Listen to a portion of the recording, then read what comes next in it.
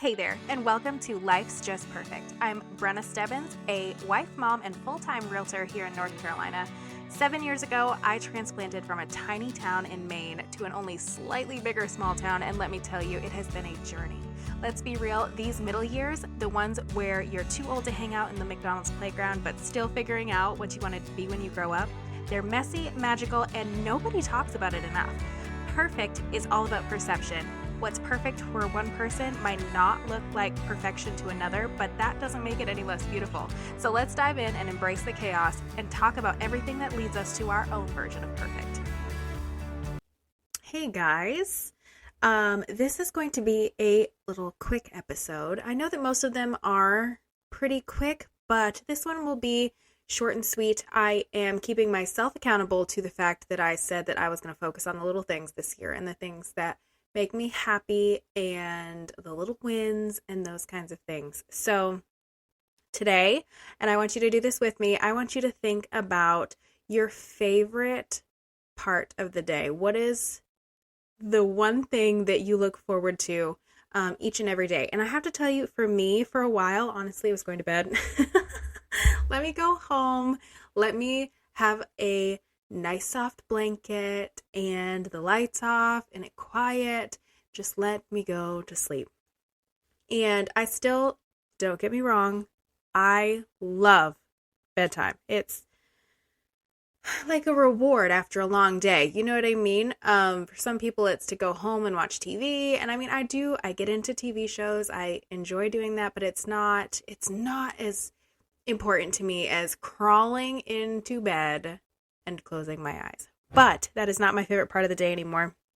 My favorite part of the day, and I actually have two of them that have been consistently something that's going on in the last several months that just, I think I realized it recently because we skipped a few days of this happening, and I was like unhappy. I was sad. I missed those little moments that have turned into my favorite parts of the day. So, and it just so happens that one of them is in the beginning of the day and one of them is at the very end. My favorite part of the day right now is first thing in the morning. Travis gets up before I do. And then when he's ready, he'll come in and be like, "Do you want a coffee?" And those of you who know me personally know that I gave up caffeine back in August of 2024 in an effort to help my anxiety, because caffeine was certainly not doing it for me. So I stopped drinking caffeine, but I have to tell you, I love the taste of coffee. I love lattes. I love all of that stuff. So I started drinking decaf. So Travis will be like, "Do you want a coffee?" "Yes, sir. Yes, I do want a coffee." So I'll get up, get dressed. He makes us both a cup of coffee, and I'll wake the kids up. And while the kids are getting dressed, brushing their teeth, doing their hair, eating a quick breakfast, Travis and I sit on the couch together. We have two couches. One of them has one of those weird center consoles in it that's anti-cuddle couch. And we sit on the other couch and we just sit together and we drink a nice hot cup of coffee in the morning. And right now it's so cozy because it's still pretty dark outside because we're in the middle of the winter. But there's just something so nice. And we'll talk about what's going on that day. Maybe catch up on something that we didn't talk about the day before. Pick on the kids, play with the dogs, and just enjoy, 20 minutes, maybe 30 minutes of just relaxing, really, before we say goodbye. I pack up the kids, he packs up for work, and then we're gone for the rest of the day. So that has been something that I don't know if you're familiar with the 5 love languages, but one of my love languages is quality time. And for me, that's just so important, just to sit there and communicate and have like a heart to heart or talk about nothing or just spend time together. So that is a big favorite of mine currently. The second one is very similar to that. Dinners. Everybody around the table, not sitting on the couch or sitting on the table or on the island. Everybody sitting at the kitchen table. My dad is here. He stays with us over the winter. He works a seasonal layoff job. So for the last, I think this is the 4th or 5th year now that he gets laid off, and he comes down here to North Carolina for the winter, hangs out with us, stays in our spare room. The kids get to spend a lot of time with him, which they love. It's just great. But anyways, we have everybody sit around the table. We have dinner. We talk about our days, talk about what happened, what sucked, what the, 5th grade gossip was, what annoying math problem Madeline couldn't solve. It's just, I think I enjoy it far more than anyone else at the table, to be quite honest with you. Travis, for one, would love to just sit on the comfy couch and eat dinner, obviously, but I feel like there's something so special and a connection that doesn't happen in the living room that happens when everybody is just sitting around the table and sharing what happened to them that day, whether it was a great day and everything went the way that we needed it to and we were rock stars and everything fell into place, or heck, lunch at school was terrible. I was late for an appointment.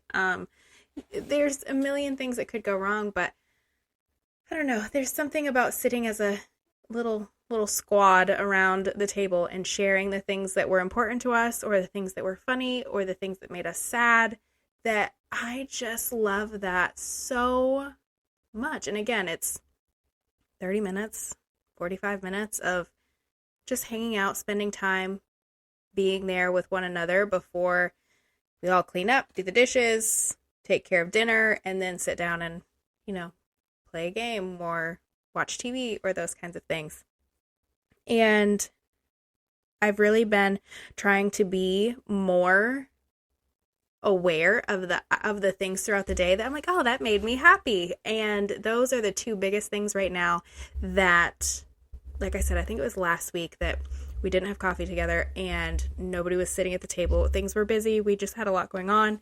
And I was like, this week was terrible. And it wasn't terrible. It was just me being dramatic about the fact that these quiet moments didn't happen for us. And I realized how much that those meant to me. And I hope that you have moments that you can look at and think about, whether it's getting up 30 minutes early and doing yoga by yourself, because I do that too. I'll get up early and do yoga before anyone gets up, before I wake up the kids while Travis is getting ready. And it's just quiet. It's just me. I love that too. Maybe yours is the car rider line. You get there 20 minutes early with a cup of coffee and a book, and you just get that quiet time to enjoy or reflect. Maybe you put the kids to bed 30 minutes early and get just a little bit of quiet one-on-one time with your significant other. There's just so many things that happen, little things that happen throughout the day that I don't think we give the weight to or the importance to, because there's something that happens so routinely, so mundanely, so we just, it's one of those things that just happens until it doesn't happen for a few days, or you miss that coffee or something like that, where it makes you realize that repetitive moment throughout your day, throughout your week, however it works for you, is something that you look forward to, something that lights you up and makes you excited, or makes you peaceful, makes you grateful. So I hope that you take a minute and you think about what that might be for you, what that might look like. And it might not be something that happens every day. It might be the coffee that you get with your best girlfriends on Wednesday afternoon. It might be your book club. It might be going to the grocery store. I know a few people who love going to the grocery store every week. It is their happy time. My favorite part about COVID, quite frankly, is the fact that I can order groceries online and have people put them in the back of my car, and I don't even have to go to the store. So grocery shopping is not my favorite time of the week, but it might be yours. So anyways, take a minute, think about those moments, that maybe we overlook because we get so busy and we get so in a rush, and life does happen every day, and we get into these routines that feels kind of stuck sometimes. But there are magical little pieces in there that are so, so important. And mine are coffee in the morning with my husband on the couch and dinner with my family around the table. So that's it. That's all I had to say today. I will talk to you guys next time. We just finished another episode of Life's Just Perfect with a crooked T.